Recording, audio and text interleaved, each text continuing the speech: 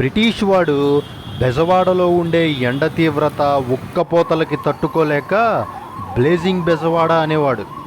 నేటికి ఇతర రాష్ట్రాల నుండి ఇతర ప్రాంతాల నుండి వచ్చేవాళ్ళు అమ్మో ఇది బెజవాడ కాదు బ్లేజ్వాడ అంటారు.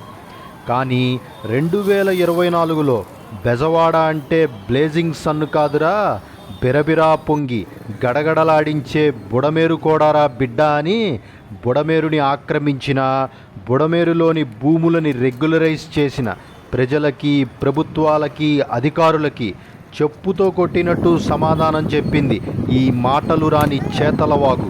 ఇప్పటికైనా కళ్ళు తెరిచి ఈ బుడమేరుని ప్రక్షాళన చేయకపోతే వచ్చే వర్షాకాలాలలో బుడమేరుకి కృష్ణమ్మ కూడా జతకలిస్తే విజయవాడ వాసులంతా ఏ ఇంద్రకీలాద్రి మీదో, గుణదల కొండ మీదో లేక చిట్టినగర్ కొండల్లోనో దాక్కోవాల్సిన పరిస్థితి వస్తుంది.